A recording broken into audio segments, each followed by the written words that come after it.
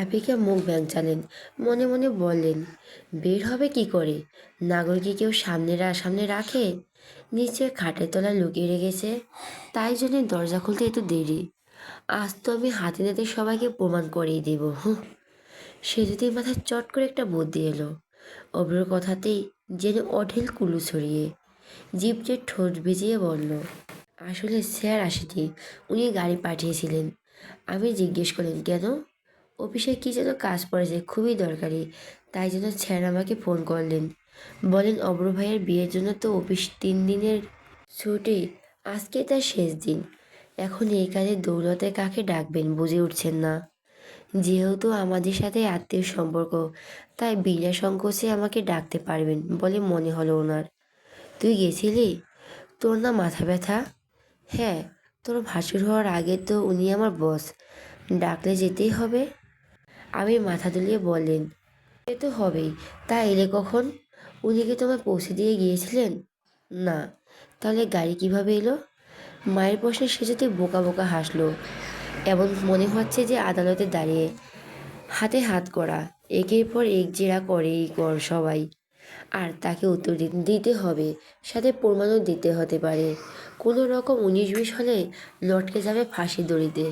কিছুতেই কথা সাজাতে পারছে না, কিন্তু কোনো মতে তোতলানো যাবে না। সেকেন্ডখানেক সময় নিবে, জবাব দিবে।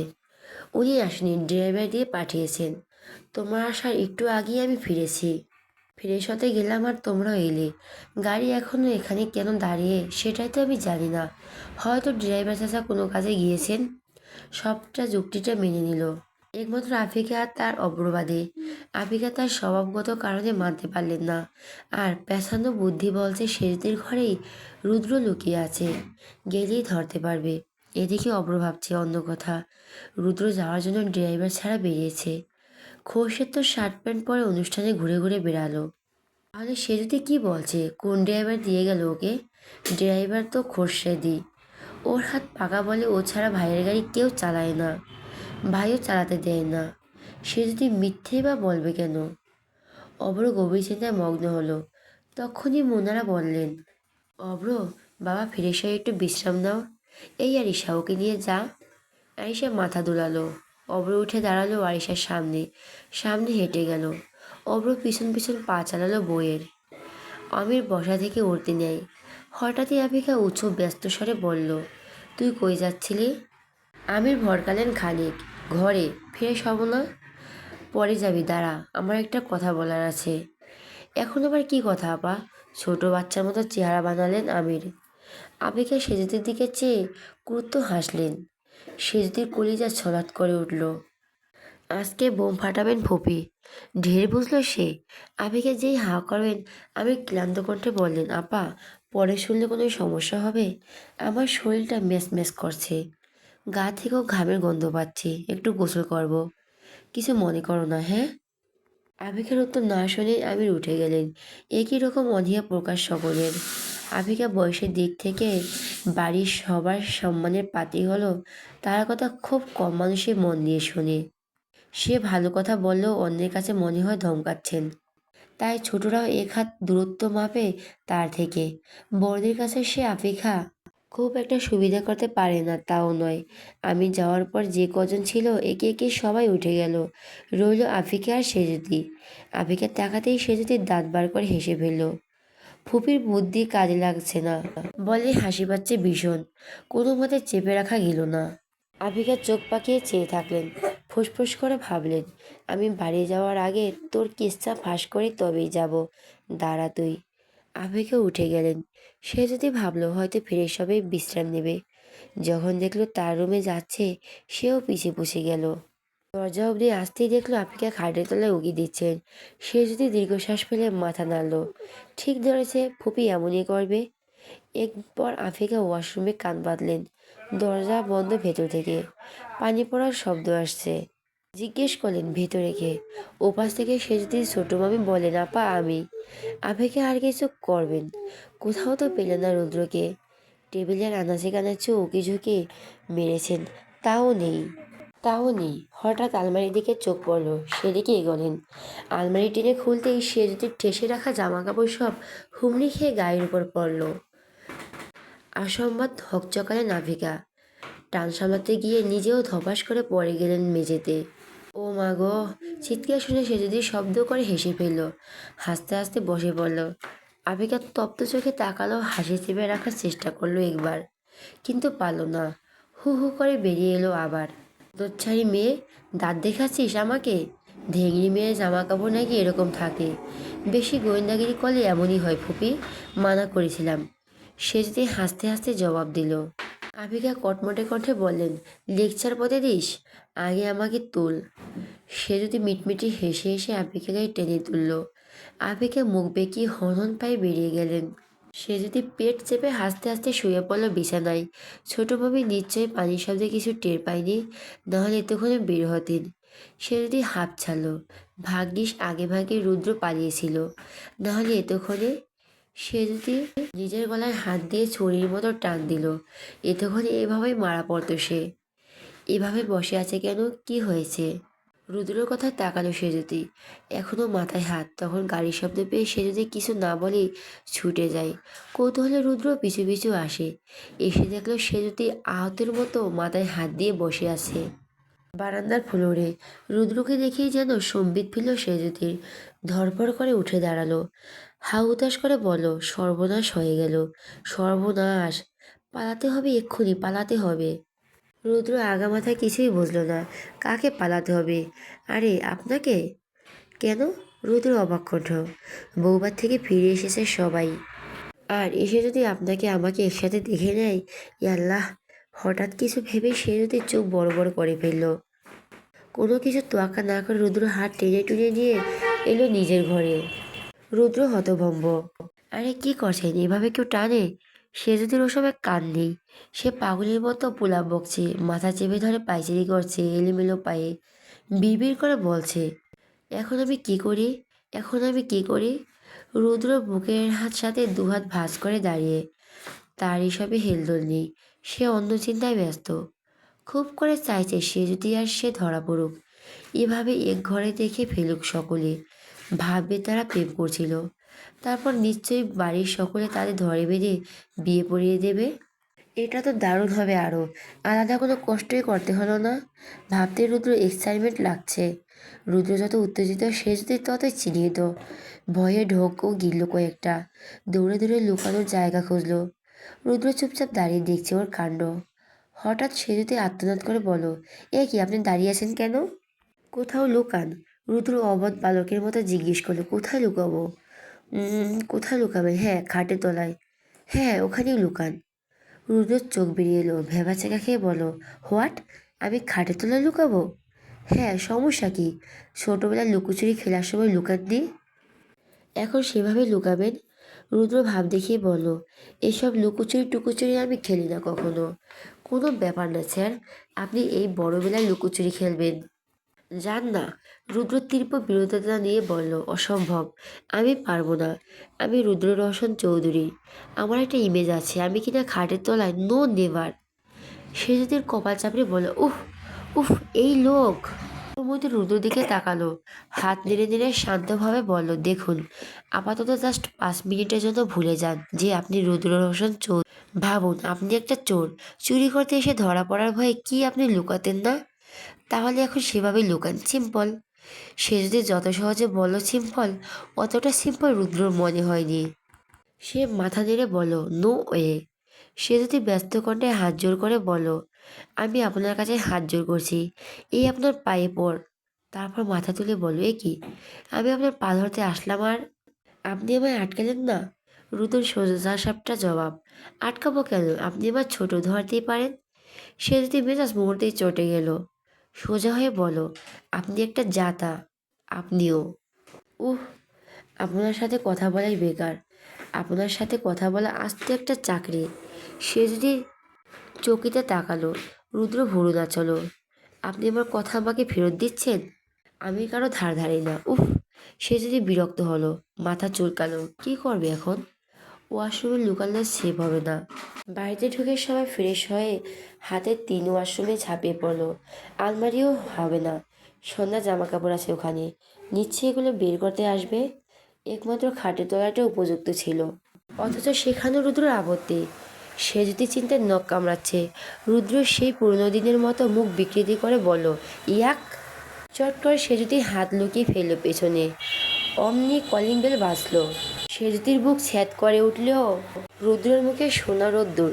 এই তো, খুব বেশি দেরি নেই তার উদ্দেশ্যে পূরণের। সবাই এসে গেছে। হায় আল্লাহ, এখন আমি কি করব? ইয়া খোদা, ইয়ে মাবুদ, আমাকে তুমি তুলে নাও, না হলে মাটি ফাঁক করো, আমি নিচে ঢুকে যাই। রুদ্র নিরুদ্বেগ। আপনি এত চিন্তা করছেন কেন? যা হবার হোক না। সেজুতির চোখ কপালে তুলে বলল, আপনার কি মাথা খারাপ? কি বলছেন? বুঝতে পারছেন আমাদের একসাথে দেখলে আমার চরিত্র নিয়ে কথা উঠতে এক দণ্ড সময় লাগবে না। তৎক্ষণাৎ রুদ্র সিরিয়াস হলো। টনক নড়ল যেন। পাল্টে গেল অভিব্যক্তি। এভাবে তো ভাবিনি এতক্ষণ। ঠান্ডা স্বরে বলল, বেশ, আপনি শান্ত হন, গিয়ে দরজা খুলুন, যান। আর আপনি? সেজুতি হাঁসফাঁস করে বলল, আমি বারান্দা দিয়ে নেমে যাচ্ছি। সেজুতির মুখ চকচক করে উঠল। পর মুহূর্তে নিভে গেল। বলল, পারবেন? ভালোই উঁচু কিন্তু। হ্যাঁ, তবে আগে কখনো করিনি, but I will manage. Rudra confidence দেখে সেজুতি মাথা দোলালো, তবে পুরোপুরি নিশ্চিত হয়ে পারল না। রুদ্র বারান্দার দিকে এগোয়, ডেকে বলল, শুনুন। রুদ্রর পা থেমে যায়। বুকের ভেতর এক টুকরো ঠান্ডা বাতাস দোলা দেয়। আহা, শুনুন, কি সুন্দর করে ডাকলো মেয়েটা। বিয়ের পরে এভাবে ডাকবে? ঘাড় ঘোরালো রুদ্র। কি, আপনি একটু বাড়ির পেছনের দিকটা অপেক্ষা করবেন? কেন? আমার কিছু কথা বলা জরুরি। রুদ্র জবাব এলো সঙ্গে সঙ্গে। ঠিক আছে। মনে মনে রুদ্র খুশি। এখন কত অভিজ্ঞতা জমানো বাকি। রাতের বেলা বাগানে দাঁড়িয়ে সেজুতির সাথে কথা বলবে। সে যদি মনে চোখে মুখে থাকবে ভয়, এই বুঝি কেউ দেখে ফেলে, সাথে মশার কামড়। তবুও বিরক্ত হবে না, সামনে সে যদি থাকবে তো। এরকম দুর্দান্ত একটা মুহূর্তের কথা ভেবেই রুদ্র রোমাঞ্চকর অনুভব করলো। রুদ্র বারান্দার রেলিং ধরে নিচে নামা অবধি সে যদি চেয়েছিল, পাছে কোনো বিপদ নেই। রুদ্র পা মাটিতে ঠেকতেই বুকে হাত দিয়ে শ্বাস নিল সেজুতি। এতক্ষণে যেন দম আটকে আসছিল। ওয়াশরুমের দরজা খোলার শব্দে সেজুতির ধ্যান ভাঙে। ছোট মামি ওকে দেখে শুভ্র হাসেন। বের হন রুম ছেড়ে। ওপাশ থেকে উঁচু গলা ঘোষণা দেন, আমার হয়ে গেছে, কে যাবে যাও। সঙ্গে সঙ্গে সন্ধ্যা ছুটে এলো। ওয়াশরুমে ঢুকতে গিয়েও থেমে গেল। বিছানায় চিত হয়ে সেজুতিকে বলল, তোর বস কই এখন? হঠাৎ এরকম প্রশ্নে সেজুতি লাফিয়ে উঠল। বসলো। কেন? সন্ধ্যার ঠোঁট উল্টে বলল, এই লোক আস্তে একটা পাজি। যখনই আমি প্রিপারেশন নেই ওনাকে মনে কথা জানাবো, তখন উনি উবে যায়, পাত্তাই থাকে না। আজও তো গেলাম, অথচ একবার দেখার পর আর দেখতেই পাইনি। সে যদি শ্বাস ফেলল। সন্ধ্যা জিজ্ঞাসার ধরনে ভয় পেয়ে গেছিল। সন্ধ্যা তখনও মনে নেই সে যদি রুদ্র ফোন করার কথা বলছিল তখন। থাকলে এক্ষুনি নাম্বার চেয়ে বসত। রুদ্রপতি অভিমান উজাড় করে দিয়ে বাথরুমের দরজা লাগালো। অমনি সে যদি মনে পড়ল রুদ্র দাঁড়িয়ে আছে বাড়ির পেছনে। সঙ্গে সঙ্গে সদর দরজার দিকে এগোলো। বসার ঘরে লোক দেখে মন খারাপ করে রুমে এলো। বারান্দায় পায়চারি করে করে ভাবলো কিভাবে রুদ্রর কাছে যাওয়া যায়। তারপর সিদ্ধান্ত নিল সেও একইভাবে পাইপ বেয়ে নামবে। একবার তো নেমেছিল, অভিজ্ঞতা আছে, কিন্তু অন্ধকারে পড়ে গিয়ে হাত পা না ভাঙলেই হয়। মাটিতে নামতে ধপ করে শব্দ হলো। ভয় পেল সেজুতি। আবার দারোয়ান না চলে আসেন। আশেপাশটা দেখে দৌড়ে চলে গেল ঝোপের মধ্যে। এই রে, এ তো অন্ধকার। ফোনটাও তো আনেনি। রুদ্রকে ডাকতেও পারবে না, তাহলে উনি কোনো দিক দাঁড়িয়ে দাঁড়িয়ে কিভাবে বুঝবে? ঠাওর করতে পারবে তো? আচ্ছা, লোকটা আছে নাকি চলে গেল? এটা ভেবে দাঁড়িয়ে পড়ল সেজুতি। এতক্ষণে নিশ্চয়ই দাঁড়িয়ে নেই। সেও পাগল। রুদ্র রোশন কি না আমার জন্য দাঁড়িয়ে থাকবে? সেই পাগল রুদ্র রোশন কি না মশার কামড় খেয়ে তার জন্য বাগানে অপেক্ষা করবে? ধ্যাত! সেজুতির মনে ধূপ করে অন্ধকার নামলো। ফিরে আসতে নিলেই শুকনো কাঙ্ক্ষিত কণ্ঠস্বর, আমি কিন্তু এখানে। সেজুতির বুক ঢেউয়ের মতো ডোল খেলো। খারাপ মনটা খুব ভালো হলো নিমিষেই। চকচকে চেহারা পেছনে তাকালো। রুদ্র এগিয়ে এলো না। সে অসত্য গাছটার সাথে হেলান দিয়ে দাঁড়িয়ে। পরনে কোট খুলে হাতে নিয়েছে। ভেতরে সাদা শার্ট দৃশ্যমান, তাতে আবার দুটো বুদাম খোলা। সেজুতির চোখ বুজে নিল। উহ, এই লোকের রূপ এত বেয়ে বেয়ে পড়ছে কেন? এভাবে কি চেয়ে থাকা যায়? এভাবে কি চেয়ে থাকা যায়? সে যদি চোখ খুলে ধাতস্থ হয়। এগোয় রুদ্র দিকে। চলে যাচ্ছিলেন যে? সে যদি মিনমিন করে বলল, সরি, ভাবলাম আপনি নেই এখানে। আমি এখানে ছিলাম আপনার অপেক্ষায়।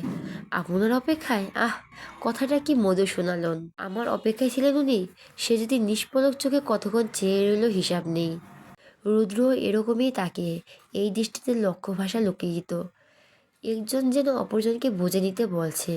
হঠাৎ রুদ্র ভুরু কোঁচকালো, হালকা কণ্ঠে বলল, কি দেখছেন? চট করে চোখ নামালো সেজুতি। ইস, কি নির্লজ্জের মতো দেখছিল।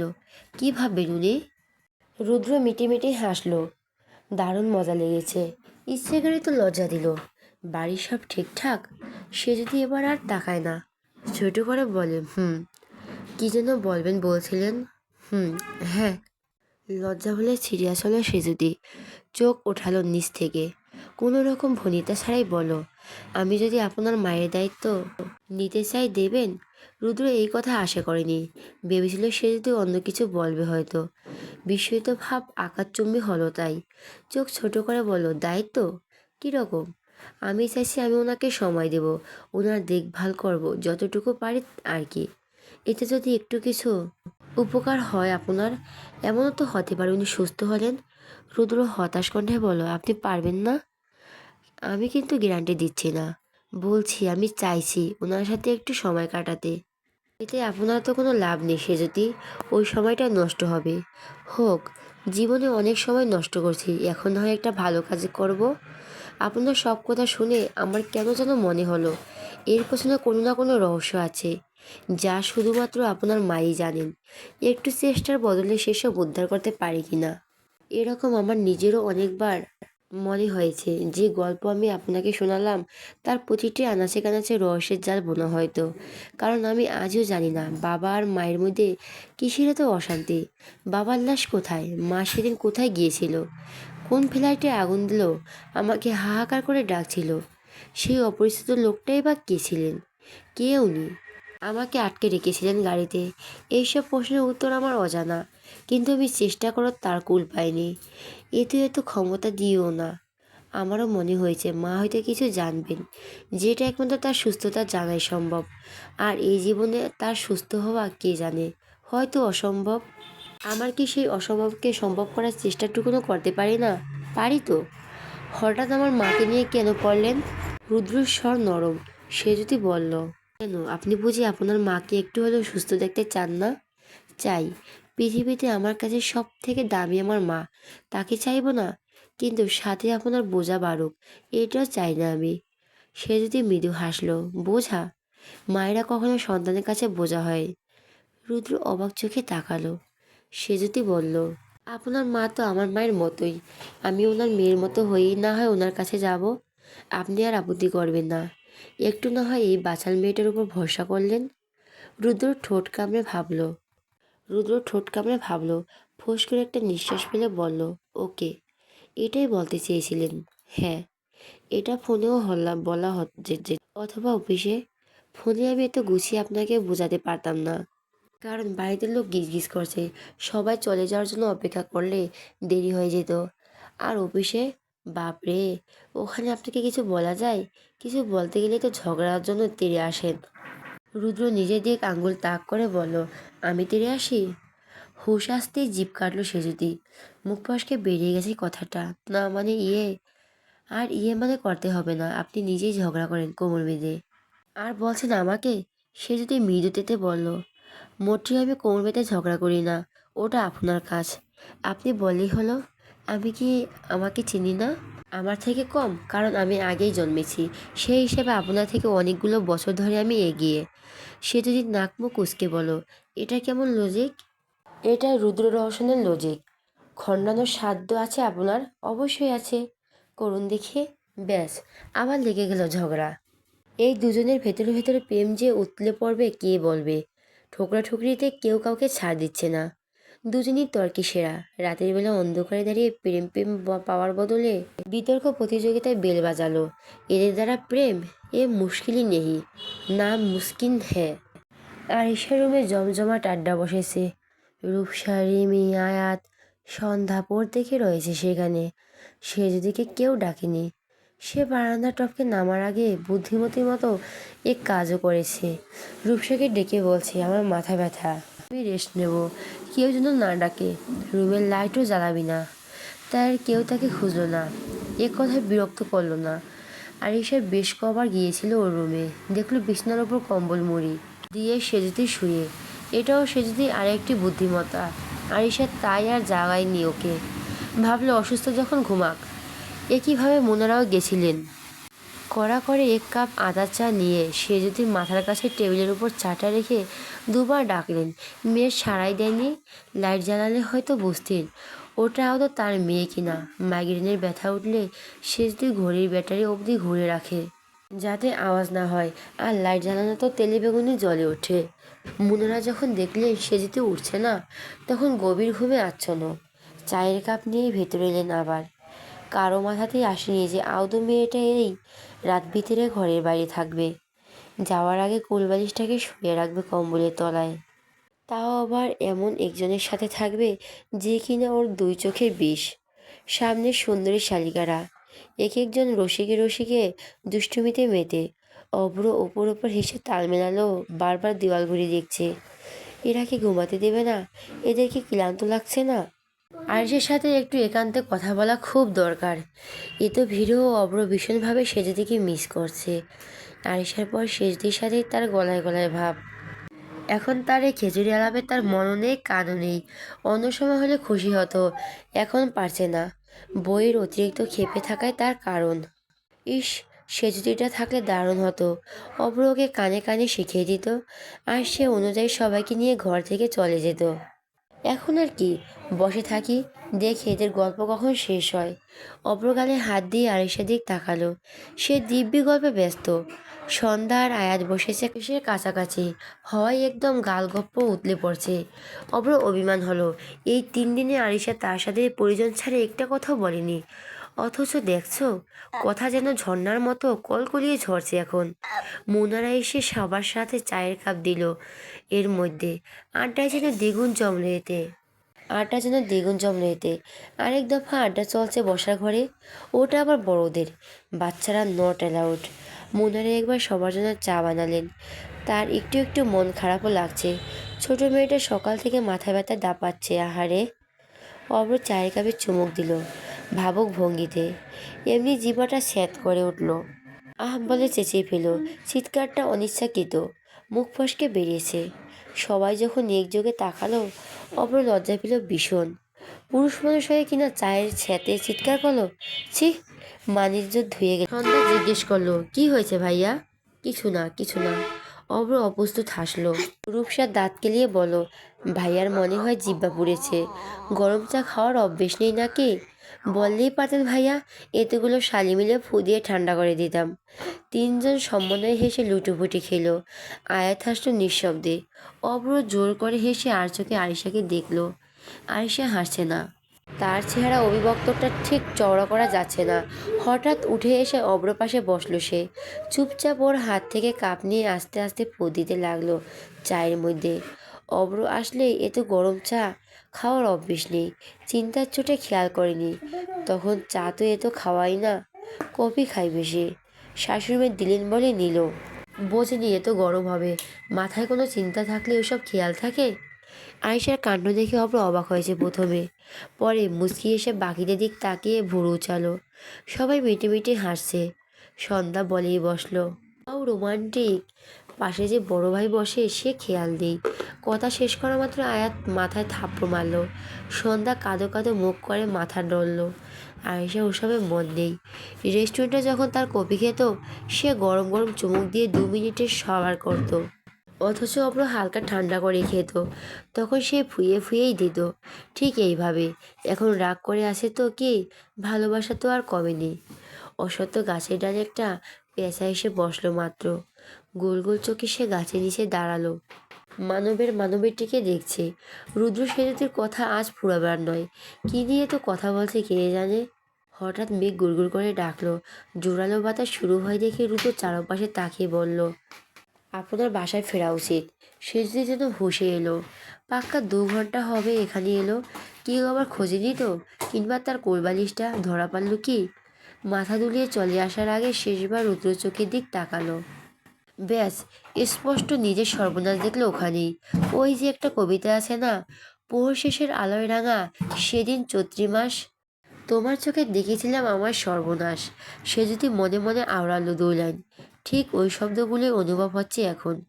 মায়ের কাছে বারবার শুনেছে বড় বড় চোখ নাকি পৃথিবীর সব থেকে সুন্দর।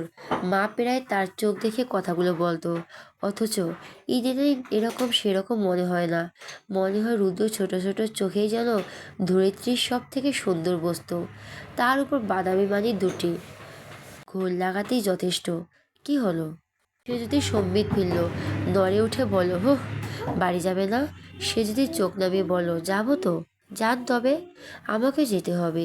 রুদ্র হাত ঘড়ি দেখলে একবার। ঘড়ি কাটা জল জল করায় অসুবিধা হয়নি সবাই বুঝতে। রুদ্রর কথাটা একদম মনে ধরেনি। সে যদি তার মুখ কালো হয়ে এলো।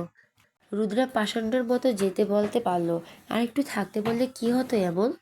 সে যদি দীর্ঘশ্বাস পেল, সব কি তার ইচ্ছে মতো হবে নাকি? অগ্নি আকাশ কাঁপিয়ে ঝপঝপ করে বৃষ্টি শুরু হলো। এতক্ষণ করে 1-2 ফোঁটা পড়ছিল, গাছের ছায়ায় থাকায় গায়ে লাগেনি তেমন। বৃষ্টি পড়তে সে যদি দৌড়ে আবার ফিরে এলো গাছের নিচে। রুদ্র এখনো সেখানেই দাঁড়িয়ে দেখেছিল সে যদি চলে যাওয়া। সে যদি বিরক্তি হাত থেকে বৃষ্টির পানি ঝরতে ঝরতে বলল, ধুর, সেই নেমেই গেল বৃষ্টিটা। রুদ্র কিছু বলল না। ঘন পাতার ফাঁক গলে বৃষ্টির কয়েক ফোঁটা কাঁধে পড়ছে তার। একযোগে চেয়ে আছে আকাশপথে, খুঁজছে বৃষ্টির উৎস। সে যদি রুদ্রর মৌনতা মন খারাপ করলো। খুব করে চাচ্ছিল রুদ্র কিছু বলুক, জিভ নিষ্পিস করলেও এখন আর কিছু বলতে পারছে না। লজ্জা লাগছে। পাশে রুদ্র ওভাবে চুপ থাকে যদি। ওনার কোনাটা আঙুলে পেঁচাতে পেঁচাতে বসে পড়লো গাছের শিকড়ের উপর। একটু কমুক বৃষ্টি, চলে যাবে বাসায়। গভীর লোক একটা। রুদ্র একটা লম্বা শ্বাস ফেলে নীরবতা ভাঙল। বৃষ্টি কেমন লাগে আপনার? সে তখনও তাকায়নি। খুব ভালো, উত্তরটা প্রফুল্ল শোনালো সেজুদির। ভিজবেন? রুদ্র ঠান্ডা স্বর। সেজুদির চোখ বড় করে বলল, মাথা খারাপ? রাত 12টার সময় বৃষ্টিতে ভিজবো? জ্বর আসবে কনফার্ম। রুদ্র কানে তুলল না। হঠাৎ হাতগুড়ি খুলে ফেলল। একে একে ওয়ালেট, সেলফোন আর গায়ের কোটটা রেখে দিল সেজুদির পাশে। সেজুদির চোখ পিটপিট করলো। কি করছেন উনি? সেজুদিকে চমকে দিয়ে রুদ্র চলে গেল গাছের আবডালে ছেড়ে। টান টান হয়ে দাঁড়ালো ধুম বৃষ্টির মধ্যে। সেজুদির চোখ যেন বেরিয়ে আসে। উঠে দাঁড়িয়ে গেল। রুদ্র উদ্যোগামী মুখ করে চোখ বুজে ভিজছে, যেন খুব করে অনুভব করছে কিছু। সেজদির দিকে পিঠ ফেরানো, সাদা ঠাত ভিজে গায়ের সাথে লেপটে গেল নিমিষেই।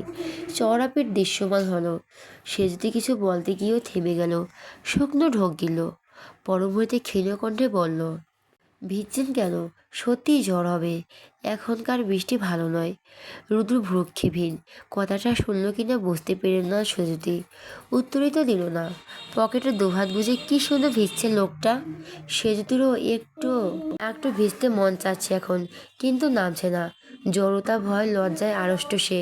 রুদ্র হঠাৎ ঘুরে তাকালো। বৃষ্টির পানি তার ধূসর চুল বেয়ে সারা মুখে বিচরণ চালাচ্ছে। কপালের উপর ছোট ছোট চুল লাইন করে মিশছে। বৃষ্টিতে ভিজলে নাকি মেয়েদের রূপ খোলে। কথাটা যে বলেছে সে নিশ্চয়ই রুদ্রকে দেখেনি, এমনই মনে হলো সেজুতির। পরমুহূর্তে মনে মনে কষে নিজের গালে একটা চড় মারল। একটা ছেলেকে এভাবে দেখছিস সেজুতি? ছি, মরে যা, এই গাছের সাথেই ঝুলে পড়। কিন্তু চোখ বড় বেহায়া। সে বারবার ইউটার্ন নিচ্ছে রুদ্রর দিকে। মুগ্ধতা যেন সরছেই না। এ তো ভাবনার মাঝে রুদ্রর এগিয়ে আসাটা আর লক্ষ্যই করেনি। রুদ্র একদম কাছে এসে দাঁড়ালো। সে যদি চোখের দিক চেয়ে থেকে ডান হাতটা বাড়িয়ে দিল। নীরব প্রস্তাব জানালো একসাথে ভেজার। রুদ্রের সম্মোহীন দৃষ্টি গুলিয়ে গেল সেজুতির। মিশে গেল একেবারে। ঘোরের রাজত্ব পা রেখে হাত রাখলো রুদ্রর পেতে রাখা হাতে। রুদ্র ঠোঁটে ফুটল বিজয়ের হাসি। সেজুতির তুলতুলে নরম হাতটা আঁকড়ে ধরল সঙ্গে সঙ্গে। একটা হ্যাঁচকা টান মেরে যত্র নিজের কাছে নিয়ে এলো। আসম্ভব সেজুতির হুমড়ি খেয়ে রুদ্র বুকের ওপর পড়তেই যেন ফিরে এলো নিজেতে। কিন্তু ততক্ষণে অনেকটা দেরি। শরীর পুরোপুরি অবশ হয়ে গিয়েছে। নিজেকে ছাড়াবো কি? নড়াচড়ায় যে দুঃসাধ্য। এক ফোঁটা শক্তি নেই। শুধু টের পেল হৃৎপিণ্ড ছলক ওঠার শব্দ। ভেজা সন্ধ্যে, অঝোর বৃষ্টি। দূর আকাশে মেঘের প্রতিধ্বনি। বাদলে গিয়েছে আকাশ, বইছে বাতাস। আড়ালে দাঁড়িয়ে তুমি আর আমি। হয়নি বলা কোনো কথা, শুধু হয়েছে অনুভূতি। হয়নি বলা কোনো কথা, শুধু হয়েছে অনুভূতি। পাশের বিল্ডিংয়ের কোনো একটা ফ্ল্যাটে ফুল পডিয়ামে বাজছে গানটি, সে শব্দ স্পষ্ট আসছে এখানে। রুদ্রের অনুভূতির আগুনে যেন ঘি ঢাললো, এতে হারিয়ে গেল, ভুলে বসলো সব, তুষ্ট হয়ে গেল সব ইহজাগতিক বাধা। সেজদের কুণ্ঠায় নতমুখটা দুহাতে অজরে তুলল। সে যদি নিভু নিভু চোখে তাকাতেই রুদ্র টুপ করে চমক খেয়ে বসলো কপালে।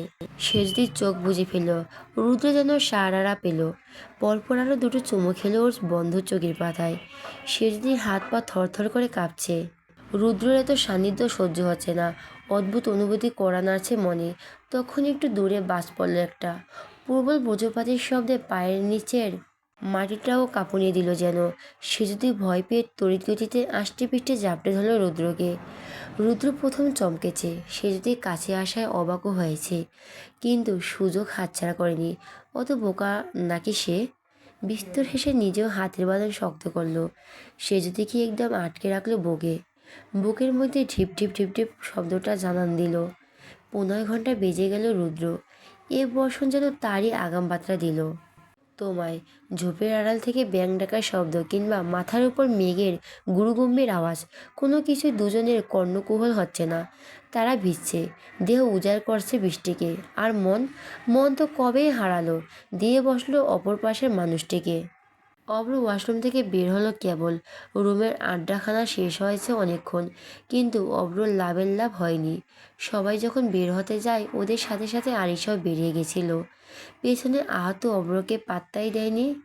অব্র বের হয়ে দেখলো আরিশা বিছানায় ওই পাশে ফিরে ঘুমাচ্ছে, হাত খোপা করা চুল, ফর্সা পিঠ বেরিয়ে আছে। অব্র ফোঁস করে এক শ্বাস ফেলে ধীরে ধীরে এগোলো ওর দিকে। আরিশার পাশে শুয়ে প্রথমে আলতো করে ওর গালে হাত রাখলো। নীরবে পরীক্ষা করলো আরিশা ঘুমিয়েছে কিনা। হ্যাঁ, ঘুমাচ্ছে। জেগে থাকলে ফেলে দিত হাতটা, তা যে ইচ্ছে করে রাখুক বা অনিচ্ছায়। এ দুদিনে এটাতেই তো আসছে। অব্র জিভ দিয়ে ঠোঁট ভিজিয়ে আরেকটু এগোলো, আরিশা পিঠের সাথে বুকটা একদম মিশে ফেললো। শব্দ করে চুমু খেলো সেথায়। আরিশা ঘুমের মধ্যে কেঁপে উঠল। বাইরের তুমুল বৃষ্টিপাত।